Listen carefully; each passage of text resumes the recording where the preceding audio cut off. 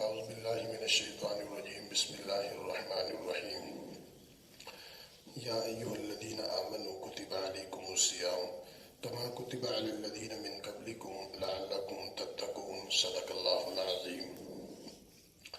لعلکم تتقون، اس آیت کے اس ٹکڑے میں رب تعالیٰ فرما رہے ہیں کہ روزے کا مقصد کیا ہے، روزے کا ثمرہ کیا ہے، روزہ رکھنے کا۔ ویسے بظاہر عقل تو یہ کہتی ہے کہ صبح سے شام تک انسان کھانے پینے سے رکا رہتا ہے، یا اللہ روزے کا مقصد کیا ہے؟ تو اس آیت کے آخری ٹکڑے میں بتلا دیا رب تعالیٰ نے کہ روزہ رکھنے کا مقصد تمہارا کیا ہے۔ فرمایا کہ ایمان والو روزہ رکھو، جیسے روزے فرض کیے گئے ہیں جیسا کہ تم سے پہلے لوگوں پر فرض کیے گئے تھے۔ لعلکم تتقون، روزے کا مقصد یہ ہے تاکہ تم لوگ متقی بن جاؤ، پرہیزگار بن جاؤ۔ یہ روزے کا مقصد ہے۔ متقی اور پرہیزگار کسے کہتے ہیں؟ متقی کہتے ہیں کہ بچنے کا نام، یعنی جتنے بھی گناہ ہیں ان سے بچنا، یہ تقویٰ ہے۔ اور روزے کے اندر دوسری جو سب سے بڑی صفت ہے جو انسان حاصل کرتا ہے وہ یہ ہے کہ روزے کی حالت کے اندر انسان خدائی صفات کو اپنا لیتا ہے۔ جیسا کہ حدیث پاک کے اندر آتا ہے، اپنے اندر خدائی صفات پیدا کرو۔ مثال کے طور پر اللہ کریم ہے، تمہارے اندر رحم دلی ہو۔ اللہ تعالیٰ غفور ہے، تو انسان کے اندر جو ہے غفاریت کی صفت ہو۔ اللہ تعالیٰ عیبوں سے پاک ہے، تو انسان گناہوں سے پاک ہونے والی صفت کو اپنائے۔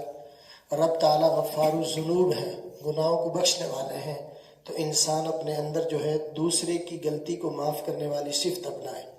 اسی طرح ایک اہم صفت وہ یہ ہے کہ اللہ تعالیٰ کھانے سے پاک ہیں، تو جب روزے دار روزے کی حالت میں کھانے سے پاک ہوتا ہے تو یہ بھی اللہ کی صفت کو اپناتا ہے۔ اسی طرح اللہ تعالیٰ پینے سے پاک ہے، اور روزے دار جب روزے کی حالت میں ہوتا ہے تو وہ پینے سے بھی پاک ہوتا ہے۔ اسی طرح رب تعالیٰ جو ہے قوت شہوانیہ یعنی نفسانی خواہشات سے اللہ تعالیٰ پاک ہے۔ رب تعالیٰ کی کوئی بیوی نہیں ہے، اولاد نہیں ہے، اللہ الصمد لم یلد ولم یولد ولم یکن لہ کفوا احد۔ تو جب روزے کی حالت میں انسان نفسانی خواہشات سے بچتا ہے تو اللہ کی صفات کو اپناتا ہے۔ باقی جتنی بھی عبادات ہیں اس کے اندر یہ صفت نہیں ہے۔ جیسے مثال کے طور پر انسان نماز پڑھتا ہے، نماز کے اندر کھڑا ہوتا ہے، کھڑا ہونا اللہ کی صفت نہیں ہے۔ رکوع کرتا ہے، رکوع کے اندر جھکنا پڑتا ہے، جھکنا اللہ کی صفت نہیں ہے۔ سجدہ کرتا ہے، پیشانی کو زمین پہ ٹیکتا ہے، پیشانی کو ٹیکنا، سجدہ ریز ہونا، یہ اللہ کی صفت نہیں ہے۔ انسان دوسری عبادات کو دیکھ لو، حج اور عمرہ کرتا ہے، طواف کرتا ہے، طواف کرنا اللہ کی صفت نہیں ہے۔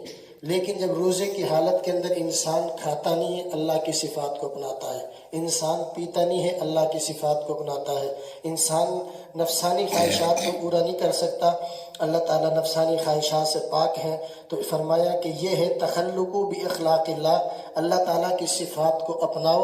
روزے کی حالت کے اندر یہ اللہ کی صفات اپنا سکتا ہے، اس لیے رب تعالیٰ نے فرمایا کہ روزے کا مقصد یہ ہے تاکہ تم لوگ متقی بن جاؤ، پرہیزگار بن جاؤ اور اللہ کی صفات کو اپنا لو۔